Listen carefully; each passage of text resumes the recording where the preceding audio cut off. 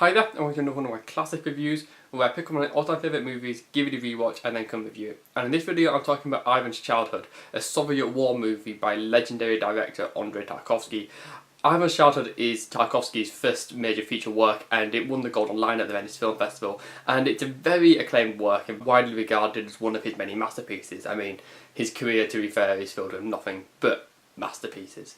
And although Ivan's Childhood is not amongst my favourite of his films, nor amongst his best, it's not his most artistic or his most sophisticated or anything like that, it's still a masterpiece. It's still a fantastic piece of work that holds up to this day, and I think everyone owes it to themselves to see the entirety of Tarkovsky's filmography, really. But Ivan's Childhood is a good place to start. It's one of his most accessible films for starters, and it's his earliest film as well. So it's something I definitely recommend for anybody to check out. As a film, Ivan's Childhood is an interesting one. It's a war movie, but it's a lyrical war movie. It's poetic, it's harmonious, it's not a film which is about all the fighting and all the nastiness of war. It's a film which has a lot of tender moments, a lot of sweet moments. It's a film about nature, which is what Andrei Tarkovsky loves to make films about.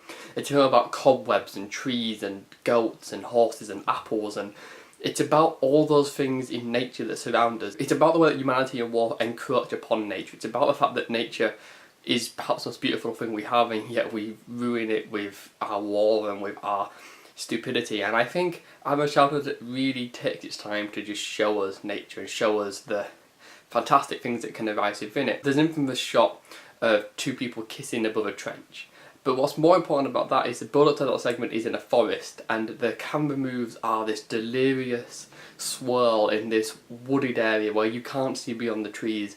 And it's a wonderful depiction of nature, and I think this little romantic subplot really is kind of crucial to the film, because what it gives us is this showcase of life goes on even during war, and nature goes on even during war, and people are people, and these things will still happen.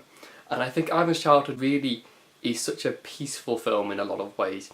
Even though it is about death, and it is certainly a sad movie and grim and not pleasant in places, it's a film where death is almost always indirect, where people are told about death, where people see death. And although we obviously see the effects that war has had on the people and on the landscape, the soil's dead, the civilians are mad, characters have lost friends, death just permeates everything. Without ever being a huge part of the film, death is crucial to the little details that make up the world. They're not what holds the film together.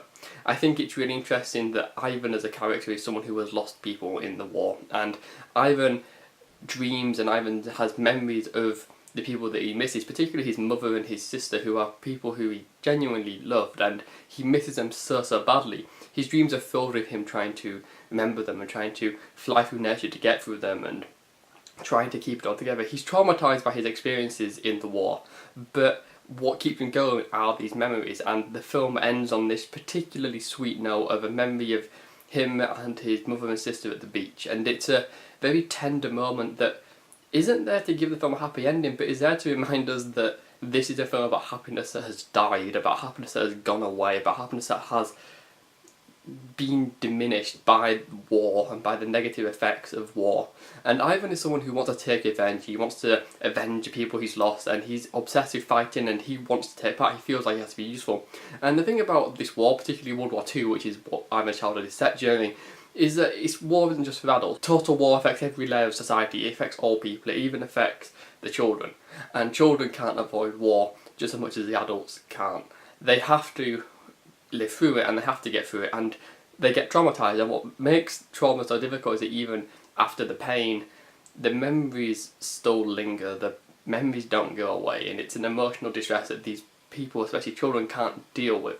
Ivan's Childhood marries the idea of war and childhood together, two things which are very contrasting, two things which don't line up, but these are things that are thrown together at times, and a child having to live through war seems to be a pretty sad topic for the film, but it's also perhaps the best way to view war, because it's very easy to get detached from war as an adult, as someone who is aware of the political and wider ramifications of war.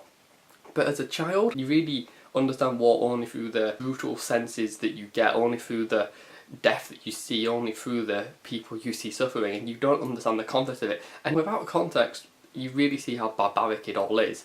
And I think Ivan Childhood does a really good job of showing us the childlike perspective of war without ever trying to be preachy or trying to be overly emotional. It instead just shows the negative downsides of war, and I think that's a very strong thing that this film has going for it.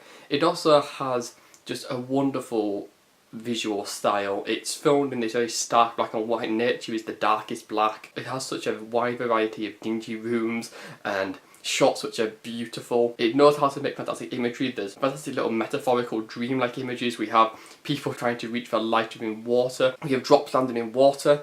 We have the beautiful sky with the sun blotted out by the smoke of explosions. We have a cross with the sun shining behind it. Tarkovsky is obviously a religious director, and what we see here is both Christianity and nature are surrounded by the fog of war and how they're both being destroyed. It's almost like war is attacking the peaceful and harmonious in our society. If you want to go for that interpretation, I think there's a lot in Our Childhood that is distinctly Tarkovsky, and you really see his skills as a director in this very early work. We see his very, very strong sensibility towards artistic imagery, towards natural imagery, towards stories that are non-chronological and characters that are hard to decipher, and characters that are complex, and characters who are stuck in their memories and stuck in their dreams and stuck in their internal world. And I think we see in Ivan Childhood all of the things that made Tarkovsky a genius in his later works. Ivan Childhood is a very early masterpiece. It's one of the finest films of the 1960s, one of the finest war films ever made. It holds up significantly. To say this is a debut movie, effectively, because Tarkovsky did make some student films, both of which are very good incidentally, I think Ivan Childhood is an absolute masterpiece and something that you should really check out, especially if you haven't seen a Tarkovsky film, because I'd say this is an ideal place to start really, or maybe Solaris or Stalker, but Our Childhood is a very good place to start with Tarkovsky, I think. So I'd recommend it to anyone, and that's what I think of this film. I think it's fantastic and I thoroughly recommend it. And have you seen Our Childhood? Because I'd love to hear your thoughts if you have, so please leave me a comment. If you like this video, please leave it a like. If you want to hear more of my reviews, you can subscribe. If you want to read more of my reviews, you can follow me on Letterboxd or Twitter, links in the description. And thank you for watching.